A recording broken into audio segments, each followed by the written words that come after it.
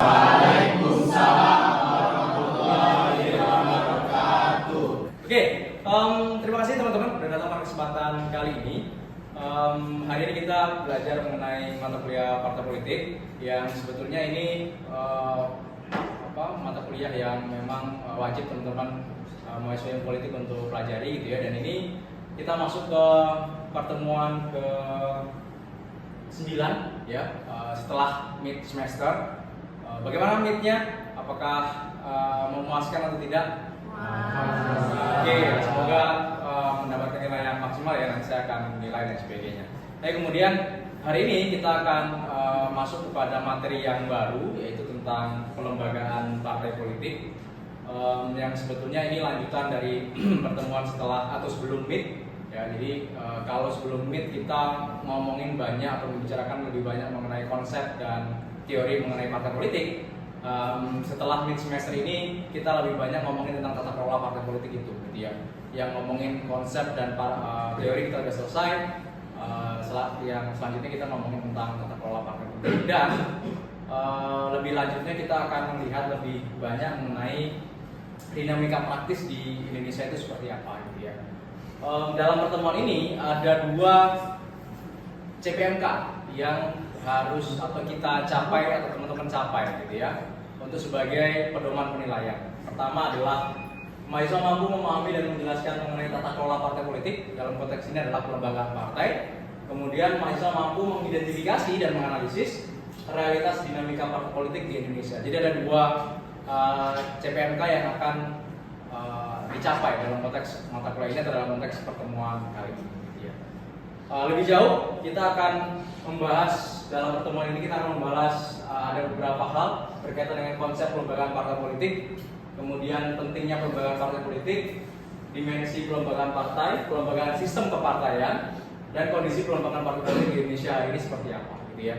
Inilah yang akan kita bahas dalam pertemuan ke-9 ini. Sebelum lebih jauh ngomongin ini semua, kita harus tahu dulu sebetulnya konsep tentang partai politik atau konsep dari pelembagaan partai politik. Kalau teman-teman sering dengar partai politik, tapi kemudian apa yang disebut dengan pelembagaan? Apa bedanya pelembagaan partai politik dengan kelembagaan partai politik?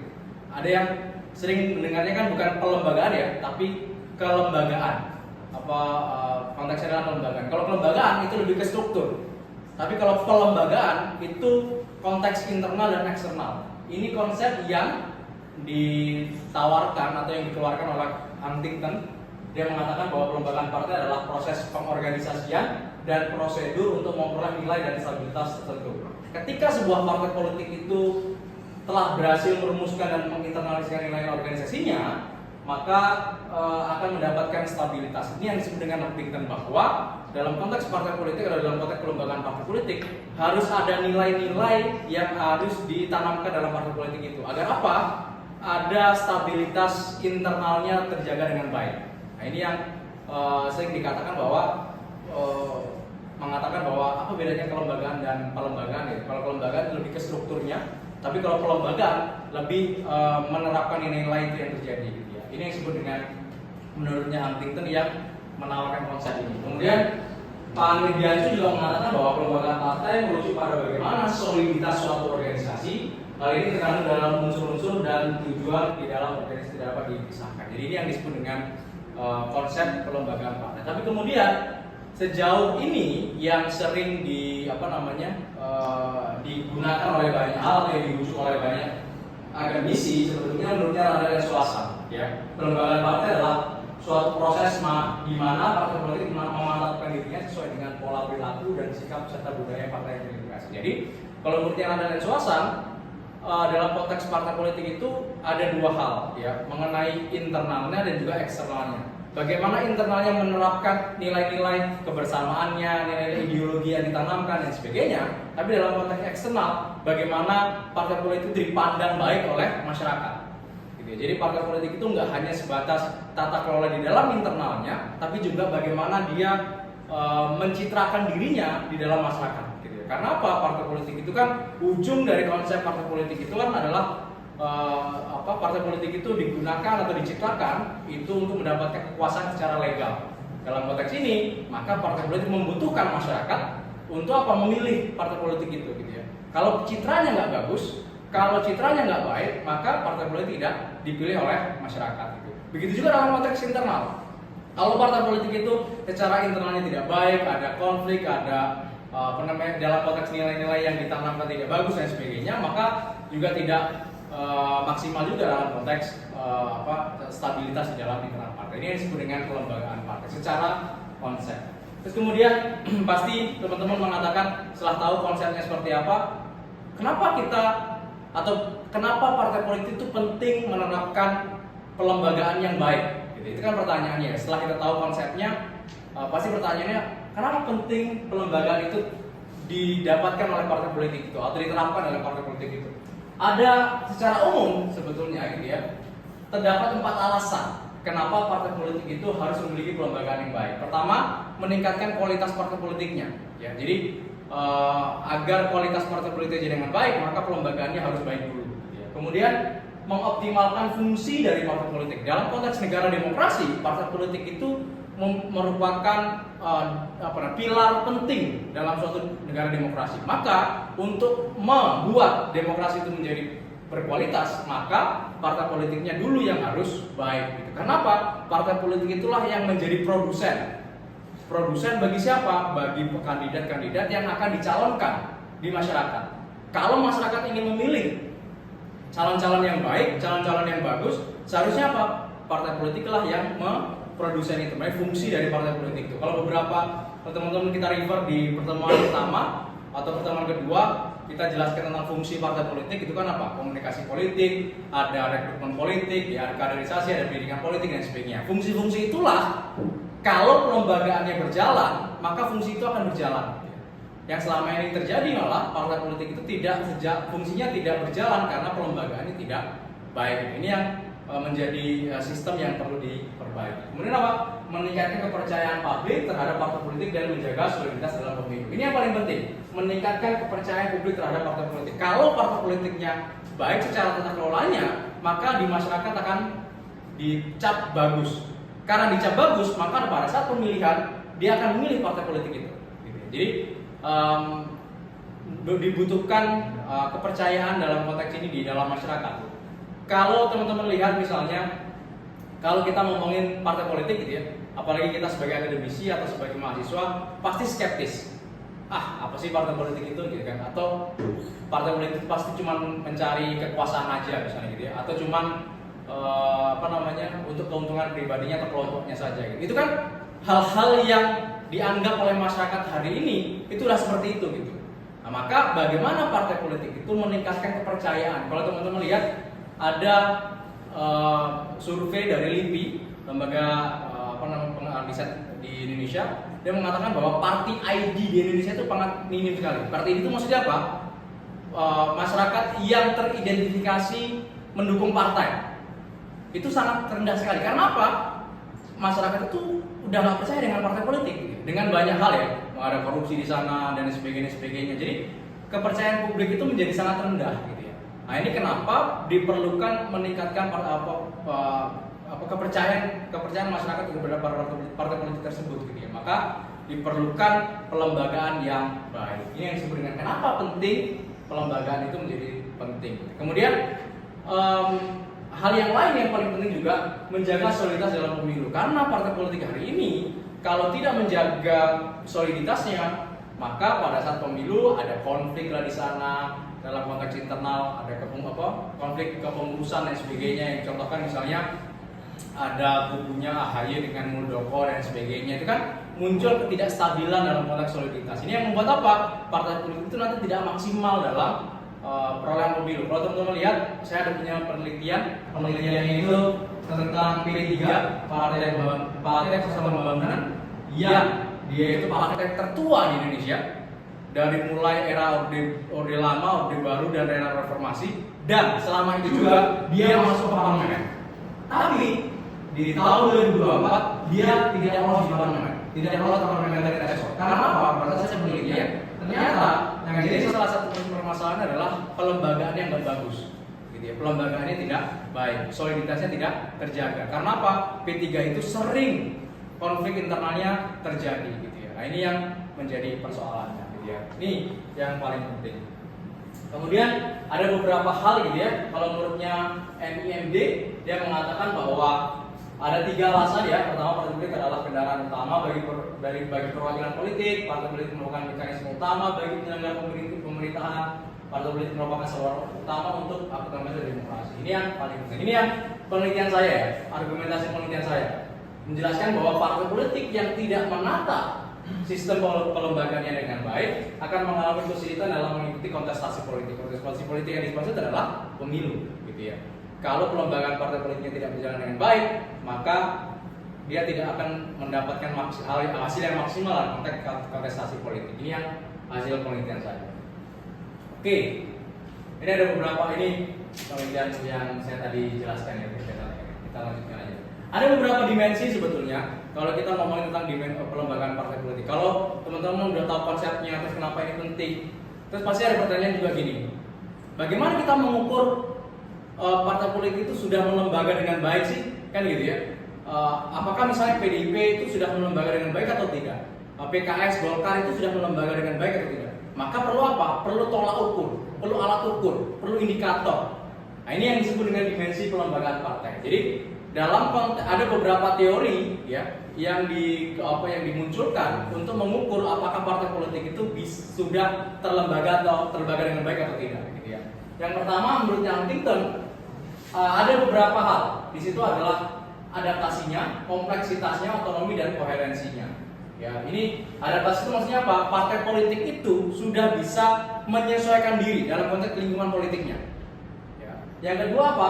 Kompleksitas, yaitu adalah makin tinggi kompleksitas di dalam organisasi itu, maka semakin tinggilah pelembagaannya. Kompleksitas itu maksudnya apa? Tidak hanya orang-orang itu saja. Jadi ada banyak pemikiran di sana, banyak pendapat di sana dan sebagainya. Itu yang membuat apa? Dinamika berjalan, kemudian dan sebagainya berjalan. Itu yang membuat ide itu akan sangat muncul dan sebagainya. Itu sebenarnya kompleksitas. Kemudian otonomi. Otonomi ini partai politik itu diberikan atau harus memiliki independensi. Dalam konteks apa? Pengambilan keputusan. Jadi tidak ada intervensi dari orang lain. Jadi kalau saya ingin mencalonkan dia, ya dia. Misalnya PDIP. Kalau mau mencalonkan Ganjar, ya Ganjar. Jangan ada misalnya intervensi dari luar. Oh, kalau kamu mencalonkan Ganjar, ini nggak boleh dan sebagainya. Jadi partai politik itu harus memiliki otonomi, tidak diintervensi dengan pihak luar. Ini yang disebut dengan ini. Kemudian apa? Koherensi. Semakin terpadu dan utuh suatu organisasi, semakin tinggi tingkat pelembagaannya. Terpadu itu maksudnya apa? Kekompakannya, gitu ya. Dalam konteks partai politik itu kalau kompak, kader-kadernya, anggotanya dan sebagainya juga akan. Ini yang menjadi ukuran kalau menurutnya Huntington. Kemudian ini menurutnya Panabiaco ada yang mirip. Dia mengatakan adalah stabilitas dalam kompetisi antar partai, akar di masyarakat dan sebagainya, legitimasi dan sebagainya. Ini yang sering digunakan oleh banyak orang untuk mendefinisikan mengenai kelembagaan partai. Di situ ada aspek internal dan aspek eksternal ya. Nah, ini yang sering kita tulis ini. Ada namanya sistemis ya, merupakan kegiatan di mana partai politik melaksanakan fungsi partai politik menurut prosedur, persyaratan atau aturan formal yang disepakati. Jadi kalau sistemis itu, kalau menurutnya Randall itu aturan main di internal partai. Ya. Jadi bagaimana pengambilan keputusan, bagaimana rekrutmen kepemimpinan dan sebagainya yang diatur oleh ADART. Itu disebut dengan sistemis. Jadi kalau partai politiknya pelembagaannya baik, sistemnya harus baik dulu di dalam internalnya. Bagaimana prosedur dalam pengambilan keputusan dan lain sebagainya itu sudah harus jelas. Kemudian ada value infusion. Ya, value infusion disebut dengan nilai-nilai atau perjuangan partai itu terdeliver kepada anggota-anggotanya. Jadi teman-teman, partai politik itu kan alat perjuangan ya. Maksudnya harusnya partai politik itu memiliki ideologi yang diperjuangkan. Kayak gitu ya. Oh, misalnya kalau di Indonesia itu ideologinya ada yang Islam, ada yang nasionalis gitu ya misalnya. Nah, itu yang ditanamkan kepada para anggotanya gitu ya. Kalau kamu ideologinya adalah ideologi nasionalis, ya kamu cocoknya dengan partai-partai politik yang nasionalis misalnya gitu ya. Kalau religius dengan orang-orang yang Islam. Jadi menekankan value infusionnya, nilainya gitu ya dalam kadernya. Itu disebut dengan internalnya. Kalau ini disebut juga yang sama, decision autonomy. Sama dengan si Huntington tadi, bahwa Randall mengatakan kalau partai politik itu harus baik dalam pelembagaan partai, harus memiliki otonomi atau tidak diintervensi oleh pihak luar untuk mengambil keputusan. Gitu. Itu yang dalam konteks otonomi. Kalau dalam verification itu tadi citra, ya, citra yang dibangun partai politik itu kepada masyarakat. Apakah masyarakat itu baik atau enggak? Kalau teman-teman misalnya dengerin partai PDIP misalnya hari ini kan, PDIP itu Megawati misalnya atau jelek dan sebagainya. Jadi partai politik itu harus tercitra dengan baik dulu agar masyarakat itu menginginkan, misalnya kayak PSI, Partai Anak Muda misalnya. Tapi kan hari ini teman-teman kayaknya juga nggak relate dengan Partai Anak Muda itu kan, karena sekarang partai banyak orang tuanya juga kan, karena kader-kadernya orang tua juga. Nah ini yang disebut dengan itu. Ada persetujuan straw, ini kita lanjutkan aja. Ini ada, kalau tadi kita ngomongin partainya, yang kedua adalah sistem kepartaiannya, ya, disebut dengan mind wearing, ada Mark Jones dan sebagainya. Ini ada disebut dengan beberapa hal. Ini kita ada diskusi sebetulnya, tapi kemudian kita lanjutkan aja. Kalau kita sudah tahu secara konsep mengenai kelembagaan partai tadi, terus pentingnya partai, dimensi partai politik itu seperti apa, kita juga harus tahu dalam konteks praktisnya di Indonesia itu seperti apa, kondisi pelembagaan partai politik di Indonesia itu seperti apa. Ya, jadi teman-teman setelah tahu partai politik, pelembagaan partai itu ini dan dimensi, kalau partai politik itu baik misalnya, maka tadi kalau kita menggunakan ukurannya Randall, ya, maka sistemnya di dalam internalnya harus baik, ya. Harus punya aturan main yang bagus, artinya dijalankan dengan baik dan sebagainya.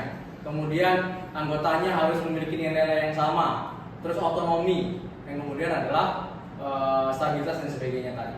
4 hal ini yang kita gunakan dalam konteks bagaimana kita mengukur partai politik di Indonesia. Coba kita cek. Ada banyak penelitian yang sebetulnya meneliti tentang pelembagaan partai politik di Indonesia.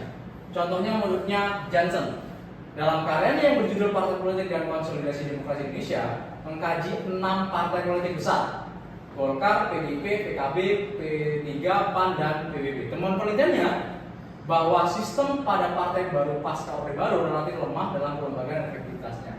Sebagai partai politik cenderung tidak bertanggung jawab dan tidak tanggap terhadap konstituen. Partai politik cenderung bersifat personalistik, terutama 3 partai. Personalistik itu maksudnya apa, teman-teman? Kalau teman-teman saya sebutkan PDIP, teman-teman yang terlintas apa? Megawati. Kalau PKB, misalnya. Kalau PAN, kalau Demokrat, SBY. Ini yang disebut dengan personalistik. Jadi seharusnya partai politik itu menjadi organisasi publik gitu ya. Tapi hari ini itu bukan lagi organisasi publik, tapi organisasi personal. Bahkan kalau tadi disebutkan oleh masnya tadi Demokrat, itu sudah jadi apa? Partai keluarga kan? Yang awalnya punya SBY, kemudian nanti AHY, nanti anaknya AHY dan sebagainya gitu. Kalau teman-teman dengerin Gerindra siapa? Prabowo. Yang tidak terpersonalistikkan itu dalam konteks partai politik Indonesia itu siapa?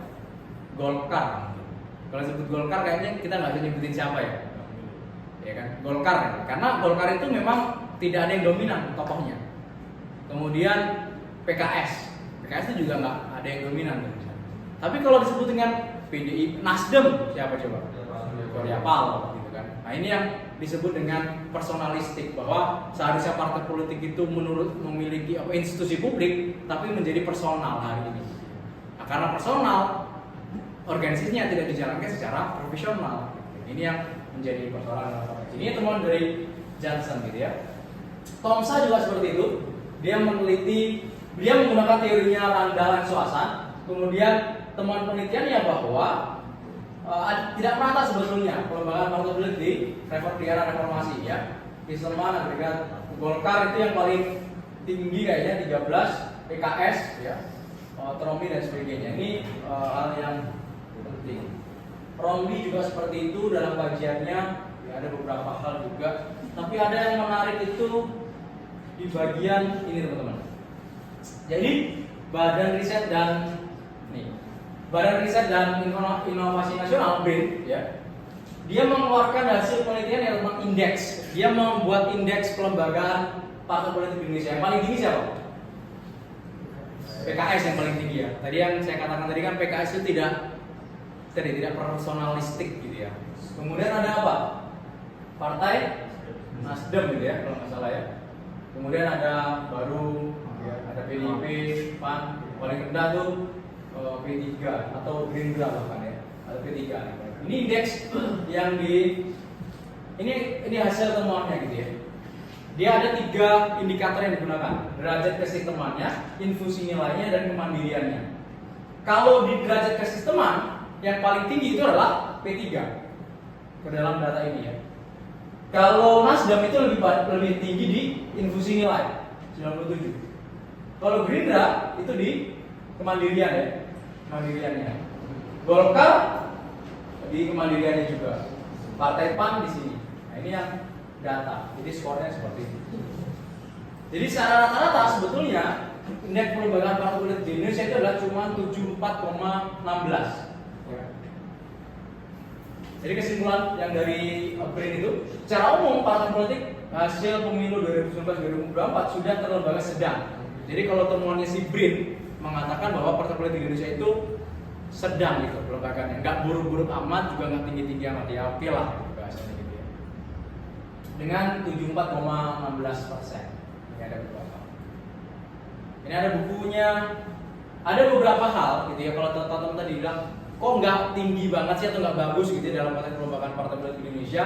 Kalau dalam bukunya si Romli, Profesor Romli, dia mengatakan bahwa dalam konteks lemahnya pelembagaan partai politik di Indonesia di era reformasi itu ada 3. Ada absennya ideologi partai, kepemimpinan yang personal dan klientelistik, dan konflik internal partai. Kalau teman-teman kita sebutkan ketiga ini, teman-teman relate nggak misalnya? Absennya ideologi partai. Jadi partai politik hari ini tidak bisa diidentifikasi apakah partai politik itu memiliki ideologi apa sih, gitu ya. Kalau teman-teman relate misalnya di US, di Amerika, itu kan ada Demokrat dan Republik misalnya gitu. Demokrat itu terlalu kiri kan, terlalu ke sana, Republik itu udah tahu jelas perbedaannya gitu. Tapi coba kita sebutkan PDIP dengan Gerindra itu apa sih bedanya? PDIP dengan Nasdem itu apa sih bedanya? Misalnya. Ini yang disebut apa? Ideologinya tuh absen, nggak ada. Padahal kalau kita mau, jadi partai politik itu dibangun atas apa? Atas ideologi yang jelas. Ideologi itulah yang menjadi arah perjuangan. Kalau misalnya kamu memiliki ideologi yang Islam Nusantara misalnya NU misalnya gitu ya, maka dalam membangun partai politik yang diperjuangkan itu adalah ideologi Islamnya. Nasionalis PDIP misalnya gitu ya, nasionalis bahwa tidak ada diskriminasi dan sebagainya, nasionalis seperti itu gitu ya. Seharusnya itu yang diperjuangkan. Tapi hari ini partai politik itu sama di Indonesia itu, tidak ada yang perbedaannya. Kalau ada kebijakan ini sama semua gitu ya. Jadi nggak ada kejelasan ideologinya, warnanya itu sama semua gitu. Kalau warna partai politiknya oke, tapi warna ininya sama secara ideologi. Ini yang disebut dengan Romli. Itu kenapa? Kepemimpinan yang personalistik dan klientelistik. Ini disebut dengan personalistik tadi yang saya katakan. Kalau PDIP ya Megawati, setelah Megawati nggak ada nanti turun ke siapa? Puan Maharani gitu ya. Itu yang disebut PSI ini yang katanya partai baru gitu ya, yang menjadi jawaban misalnya ternyata nggak juga. Karena dia apa? Terlalu klien itu sama siapa? Jokowi. Gitu kan. Jadi partai politik hari ini tidak mengedepankan ide gagasan atau ideologi, tapi apa? Personal, figur yang dibawa. Gitu. Ini yang jadi persoalannya. Kemudian apa? Konflik internal partai ini sering terjadi. Kalau teman-teman sering melihat ya, terakhir kemarin Demokrat antara AHY dengan Muldoko, P3, Golkar bahkan beberapa kali, ya, PKS itu si Fahri Hamzah dengan ininya gitu ya. Nah, itu banyak. Jadi seharusnya kan partai politik itu mengurusi masyarakat, tapi dia belum selesai mengurusi dirinya sendiri gitu. Nah, ini yang jadi masalah gitu. Ini menurutnya sih ini ada beberapa hal ininya, kemudian beberapa penelitian. Nah ini, kalau tadi kita lihat bahwa ada beberapa hal yang membuat partai politik di Indonesia itu lemah, ada beberapa hal untuk penguatan pelembagaan partai di Indonesia. Penguatan partai menjadi agenda yang sangat penting di Indonesia karena ini bukan hanya bermanfaat bagi internal, namun juga demokrasi menjadi keluar dan berfungsi. Jadi untuk agar demokrasi di suatu negara itu berjalan dengan baik dan kokoh, maka perlu pelembagaan yang bagus. Itu agenda yang sangat penting. Oleh karena itu, dalam penguatan pelembagaan partai perlunya apa? Komitmen dari elit partai dan kader. Jadi ada komitmen harusnya yang kita inginkan oleh para elit itu gitu ya, untuk memperbaiki semua sistem ini. Gitu. Kemudian apa? Didorong juga dengan masyarakat, civil society. Civil society juga jangan sampai masyarakat tuh menjadi zona nyaman gitu. Bahwa ya udah kalau seperti ini ya nggak apa-apa deh. Kalau partai politik yang seperti ini tuh nggak apa-apa. Padahal ini salah gitu. Jadi masyarakat juga perlu menggugat berkaitan dengan hal seperti ini. Gitu. Jika tidak ada tekanan dari kekuatan masyarakat, jadi partai elit politik mengira bahwa partai politik tidak ada masalah dengan pelembagaannya. Jadi partai politik hari ini kan selalu aja ya, zona nyaman gitu. Kalau dari masyarakat tidak mengingatkan, dia berpikir ini nggak ada masalah di dalam partainya gitu. Padahal ada banyak masalah berkaitan dengan itu. Ini yang menjadi persoalan. Ada beberapa hal lain dalam penguatan pelembagaan partai. Hal yang perlu didorong yaitu menjadi ideologi partai sebagai penentu program dan strategi perjuangan. Jadi dalam arah perjuangan partai gitu ya, itu dikembalikan lagi kepada ideologinya gitu ya. Ideologi apa yang diperjuangkan. PKS dengan Islamnya, PKB dengan NU-nya, ya, P3 dengan NU-nya, ya Gerindra itu dengan nasionalismenya misalnya gitu ya. Nah ini yang perlu ditekankan gitu. Kemudian apa?